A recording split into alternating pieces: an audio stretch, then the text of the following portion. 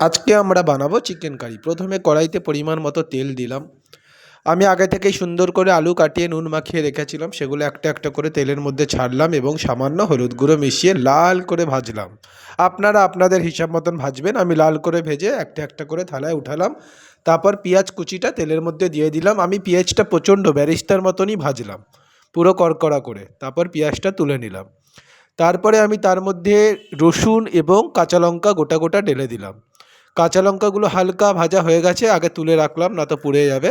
তারপর রসুনগুলো আরও কিছুক্ষণ ভেজে তার মধ্যে আদা বাটা এবং সামান্য হলুদ গুঁড়ো মিশালাম। দিয়ে আমি এটাকে ভাজতে চাকলাম যতক্ষণ না কালারটা একটু লালচে রকমের আসছে। যেই লালচে রকমের আসবে, প্রথমে আমি চিকেন কিছুটা দই এবং নুন দিয়ে মাখিয়ে রেখেছিলাম, সেইটা আমি দেখে দিলাম। আর এখানে আপনি আপনাদের পরিমাণ মতো নুন এবং হলুদ গুঁড়ো লঙ্কা গুঁড়ো ব্যবহার করবেন।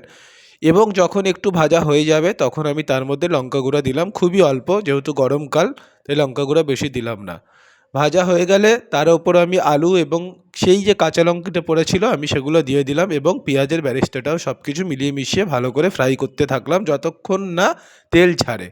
যখনই হালকা তেল ছাড়বে আমি একটু জল দিয়ে দিলাম এবং পরিমাণ মতো নুন আগেই আমি দিয়ে দিয়েছিলাম, আপনারাও আপনাদের হিসাব মতন দিয়ে দেবেন। তারপরে গ্যাসের আঁচ একটু আস্তে করে একটা ঢাকনা দিয়ে ঢাকা দিয়ে ফুটাতে থাকবেন যতক্ষণ না সেদ্ধ হচ্ছে। ভালো করে সিদ্ধ হলে সুন্দর একটি চিকেনের গন্ধ উঠবে, বুঝে যাবেন রান্না হয়ে গেছে। এরপরে আমরা এটা একটা জায়গায় পরিবেশন করলাম। অবশেষে একটি টেস্ট করে দেখলাম মাংস, তারপরে আমরা ভাত দিয়ে খেয়ে দেখলাম কীরকম লাগে। নমস্কার, সাবস্ক্রাইব করবেন আমার চ্যানেল রকির রান্নাঘর।